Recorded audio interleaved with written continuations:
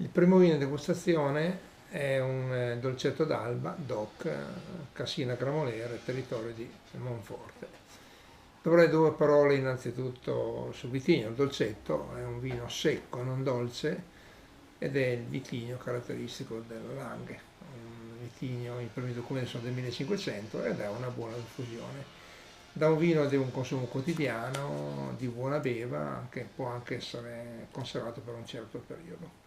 Il territorio è quello classico delle Langhe, è un territorio ad altissima vocazione vitivinicola, si è formato molti milioni di anni fa per solamento marino, ma Monforte è un terroir esclusivo, pensiamo a dei grandi baroni di Monforte, però anche il dolcetto ha trovato un suo habitat ideale. Il vigneto chiaramente mira alla qualità dell'uvo, perché chiaramente un grande rosso si fa unicamente nel vigneto. Quella bella frase, vuoi bere bene, compra una vigna dell'Arturo Bersano, è quanto mai indicativa.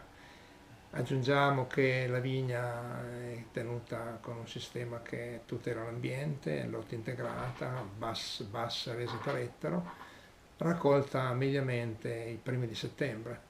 La cantina non fa altro che valorizzare quello che è stato costruito nella vigna, per cui una fermentazione regolare, una breve macerazione, conservazione assai inossidabile. È un vino di pronta beve, un vino che è buono solo per sviluppare i caratteri fruttati, caratteristiche del vitigno. Allora adesso a questo punto qui, dopo aver detto due parole sul territorio, sul vitigno, sul vino, andiamo all'assaggio. Ripeto, un dolcetto d'alba, annata 2016, una grande vendemmia, Cascina Gramolere, Monforte d'Alba. Cominciamo sull'aspetto visivo.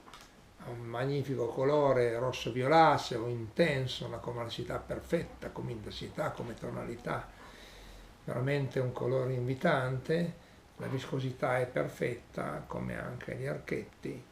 Direi che ovviamente è un vino limpidissimo, per cui diciamo sul piano visivo 10 lode. Passiamo adesso all'aspetto più interessante, l'aspetto olfattivo, al naso. Il dolcetto si caratterizza per dei profumi fruttati, la frutta dolce sono i profumi primari e secondari legati al vitigno, alla fermentazione alcolica, che sviluppano questi profumi meravigliosi, queste note fruttate, fruttato dolci. La regola generale è questa: vini bianchi, fiori bianchi, vini rossi, frutti rossi. Allora in questo dolcetto sono, direi, facilmente percepibili le note di amarena, ribes, lampone.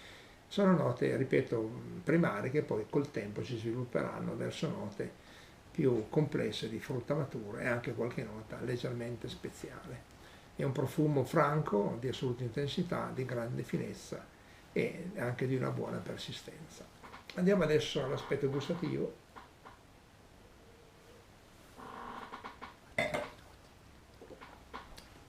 In bocca equilibrato e caldo, e secco come contrariamente al nome, però una grande armonia, un ottimo equilibrio, l'acidità è contenuta, la tannicità praticamente inesistente. È un vino sicuramente che si abbina ad un'ottima tavola, però va, ripeto, bevuto giovane, si può già bere nell'estate successiva, ma anche direi era già buona nella Pasqua successiva alla vendemmia, diciamo. Va servito circa sui 16 gradi, in bicchieri, questo bicchiere va benissimo, altrimenti anche come calice, diciamo bicchiere ISO, perfetto.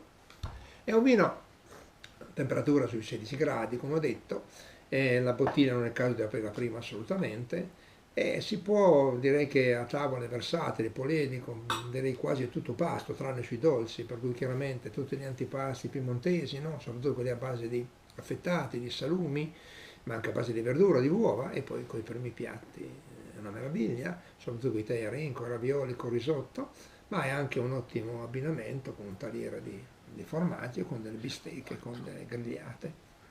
Direi che a tavola è veramente un ideale vino che per tantissime occasioni. L'importante, come ho detto, è servirlo in questi bicchieri a temperatura di 16 gradi. Stato evolutivo.